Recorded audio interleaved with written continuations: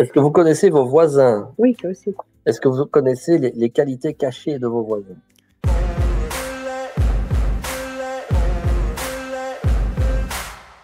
Comment ça a commencé tout ça? Un baiser.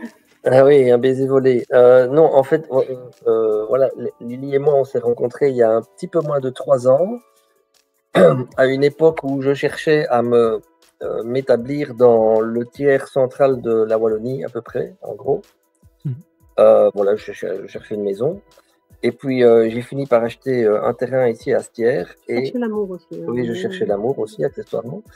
Et donc, Lily m'a dit, avant de venir t'installer vraiment à Astières, le temps qu'on construise la maison, ce serait chouette que tu viennes à la rencontre, que tu découvres les personnes intéressantes du village. Alors, il faut savoir que Astières, c'est la 2e commune la plus pauvre de Wallonie en termes de revenus par habitant.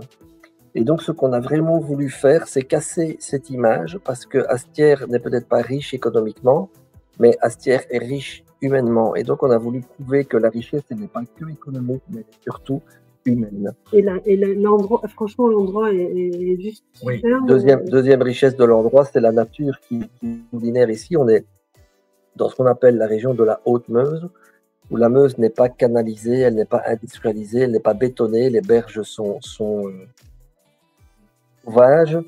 Et voilà, par exemple, un chouette exemple du lever de soleil sur le Chamia. Le Chamia, ce sont les rochers qu'on voit là au-dessus. Ça s'appelle le Chamia parce que ça a une forme de chameau, en fait.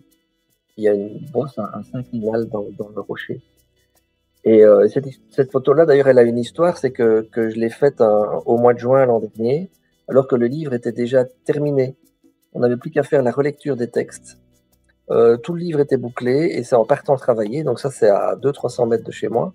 C'est en partant travailler que je vois le soleil qui se lève là, et je me suis dit, oh tiens, je vais aller faire des photos au Chamia. J'ai fait des photos, et puis j'ai téléphoné à la graphiste en lui disant, écoute, tu te débrouilles, mais il faut que tu trouves 2 pages dans le bouquin pour mettre cette photo, parce qu'elle est vraiment indispensable. Et donc voilà, elle a joué un petit peu avec la mise en page, elle a libéré 2 pages, et le livre se termine sur cette photo, donc qui est un lever de soleil, donc plein d'espoir d'une belle journée, et d'une belle journée faite de belles rencontres, toutes les rencontres qui sont dans le livre. C'est assez universel finalement, des gens remarquables, il y en a partout, dans tous les villages, dans toutes les communes. Parfois, il faut un petit peu les chercher parce que ce sont des gens qui sont remarquables mais discrets. Et c'est ce qu'on a voulu aussi montrer dans le livre, c'est qu'il y a beaucoup de gens, j'aime bien dire des petites gens, mais qui font des grandes choses et qui le font parfois très discrètement. Sans faire du tapage autour de ce qu'ils font, mais ils font le bien autour d'eux. Alors le casting, il a été très particulier, c'est qu'on n'a pas voulu partir d'une liste de personnes, parce qu'on voulait aussi que Lily puisse... Moi, je connaissais personne, donc c'était pas compliqué, mais Lily, elle connaissait quand même pas mal de gens, mais on ne voulait pas qu'elle ne puisse pas, elle aussi, partir à la rencontre des Astérois. Et donc, ce qu'on a fait, on a choisi le tout premier, qui s'appelle Adelin Deltendre, qui est pianiste de jazz et qui organise 1 fois par an chez lui, dans son salon, un festival de jazz avec des pointures belges du jazz qui viennent jouer. Il y a eu même Bruno Patini, par exemple. Enfin, vraiment des personnalités du jazz qui viennent jouer devant 20 personnes dans son salon. C'est assez sympa. Et puis bon, voilà, d'autres projets qu'il mène aussi avec son épouse Diane. Et en fait, on lui a demandé de nous proposer la personne suivante.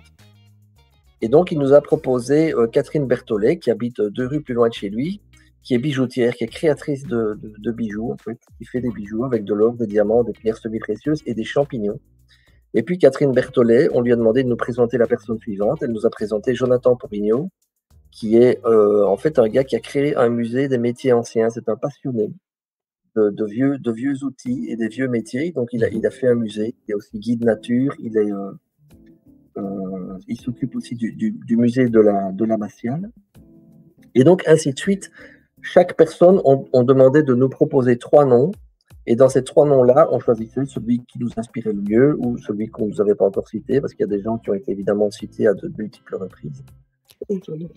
Comme Jonathan Porignon, par exemple.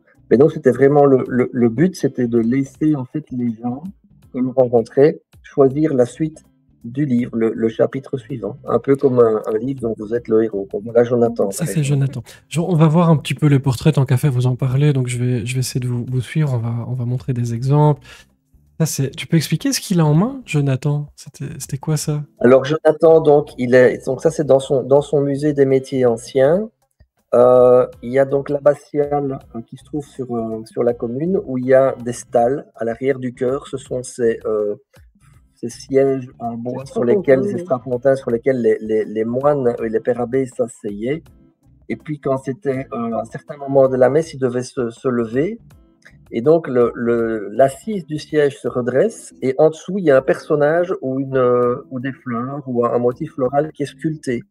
Et donc ça c'est une reproduction en plâtre d'un personnage qui a été sculpté au XVIe siècle dans le bois d'une stalle. Et donc c'est assez exceptionnel parce qu'on dirait un personnage de bande dessinée, de manga, il y a un côté irrévérencieux et très drôle. Et c'est un personnage qui a été dessiné, créé au XVIe siècle.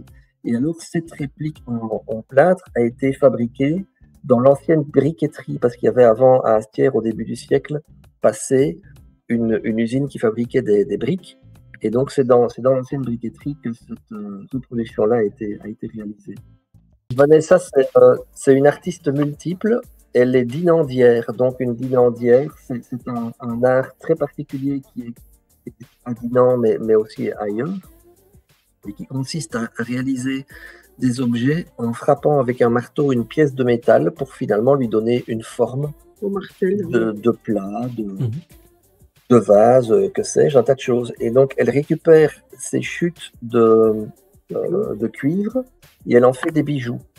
Donc, elle est dinandière, elle est bijoutière, elle est photographe, elle est mannequin, elle est chanteuse, elle est peintre.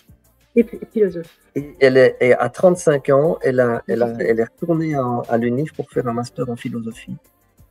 Alors, Véronique Hess, c'est la vétérinaire du village et elle a créé ce qu'elle a appelé la cabane aux poneys. Donc, elle a des poneys, elle a des chats, elle a un cheval frison, elle a un âne et elle accueille plusieurs fois par semaine, le mercredi et le samedi, les enfants du village, mais aussi des écoles alentours, pour en fait faire de la psychomotricité, pour faire de l'équimotricité. Ils ont 2 ans et demi, les petits bouts. Et à 2 ans et demi, ils montent sur le cheval frison de 600 kilos et ils se font guider comme ça par un autre enfant ou par une des bénévoles qui travaillent dans cette cabane au poney avec elle. Et donc c'est vraiment un super beau projet qui met vraiment de l'animation dans le village et qui permet aux enfants d'avoir une chouette activité où ils peuvent découvrir la nature, les animaux, mais aussi la communication avec les autres, la confiance dans les autres enfants, parce que l'enfant qui guide le cheval, qui a peut-être 7, 8, 10 ans, hein, l'autre enfant forcément est plus grand, eh bien l'enfant qui est sur le cheval doit faire confiance et doit communiquer avec l'enfant qui pilote le cheval. Et donc ça, c'est vraiment une chouette école de vie, en fait. Et alors, il y a un autre monsieur, il s'appelle Koen Broek, c'est un flamand qui habite à Wolsor. Donc, Wolsor, c'est un des villages de l'entité. Voilà, Koen. Il est assez extraordinaire. C'est un gars qui vend des tableaux dans le monde entier, au Japon, aux États-Unis. Il est vraiment très, très connu. Et le français, c'est pas sa langue maternelle. Je lui ai porté le livre un samedi à 4h, à 16h, hein, 16h, 16h30, fin l'après-midi. Je lui dépose le livre qu'il avait acheté chez lui. Et le lendemain matin, à 7h, il m'envoie un message. Il me dit: j'ai tout lu d'une traite pendant la nuit. J'ai envie de j'ai envie de rencontrer tous ces gens. Et ça, c'était génial. Quand on s'est dit, ben là, on a touché notre objectif, que les gens aient envie de se rencontrer. Il y en a un qui nous a vraiment beaucoup bouleversé.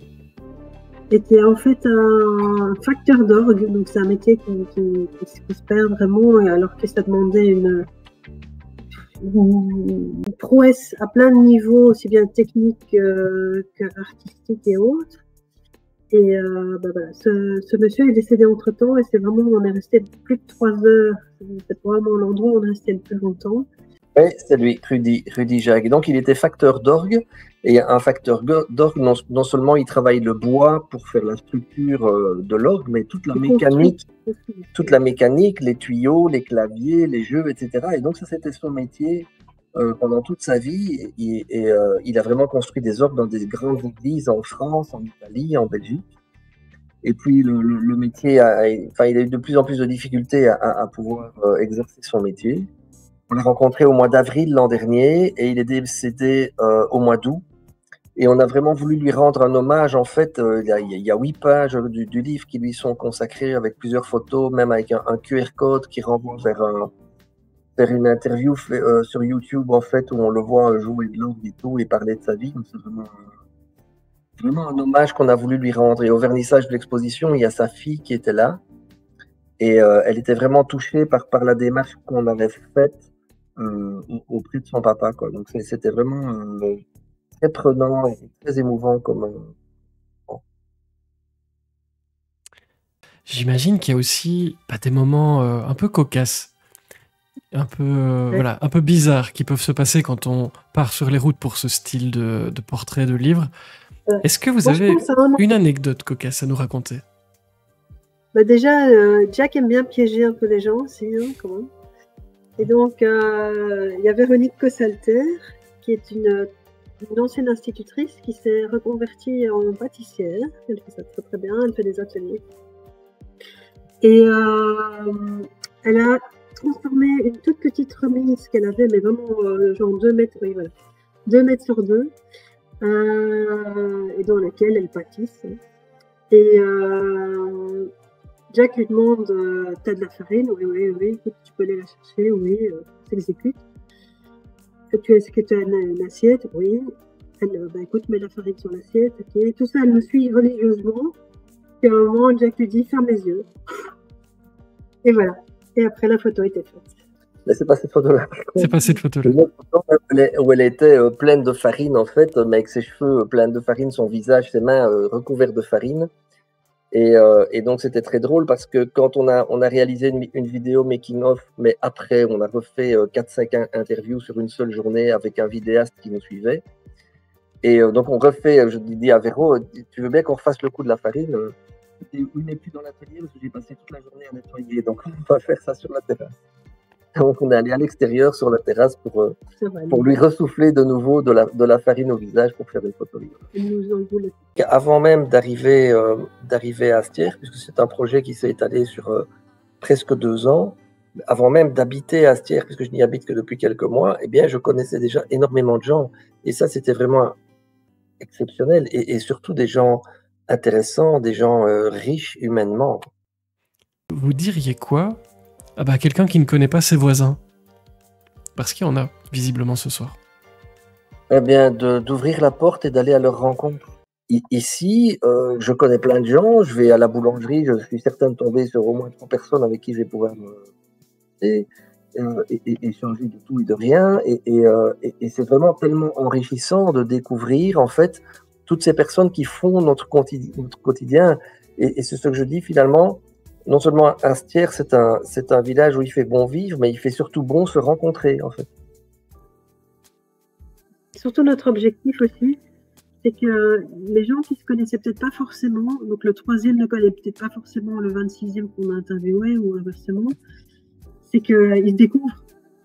Les gens, de plus en plus, ils partent le matin, ils vont travailler, ils reviennent le soir, ils rentrent chez eux, ils sortent plus, ils n'ont pas nécessairement de contact avec leur entourage direct. Et les vies, dans beaucoup de villages, en tout cas, il n'y a plus vraiment de vie communautaire ou de vie sociale parce que les gens restent chez eux et ne communiquent pas. Ni d'entraide, du coup. Et donc, oui, il n'y a pas d'entraide, il n'y a pas de. Il n'y a rien qui se passe, il n'y a pas de lien. Nous, on a vraiment voulu recréer du lien. J'ai bien aimé dans la démarche aussi le fait que les gens se livraient. Et que c'était vraiment des entretiens à cœur ouvert et que moi, ça faisait longtemps que j'avais plus fait de portraits en tant qu'ancienne journaliste. Et il y a ce côté, en fait, c'est gai de pouvoir redécouvrir des personnalités et voir que la palette de typologie de personnes est tellement large. Et il y a des conversations, des interviews qui ont duré 3 heures parce que les gens avaient la tchatch, ils avaient le bagou et ils parlaient d'eux très facilement finalement. Et on a vraiment été surpris que les gens se sont livrés, nous ont livré leur histoire sans tabou. Alors qu'au départ, ils disent « Oh, je suis quelqu'un sans histoire ». Mais non, non, en fait, Et alors, il y a beaucoup de choses à raconter. on espère qu'on vous a donné l'envie, un, de découvrir Astier, et deux, de découvrir vos voisins.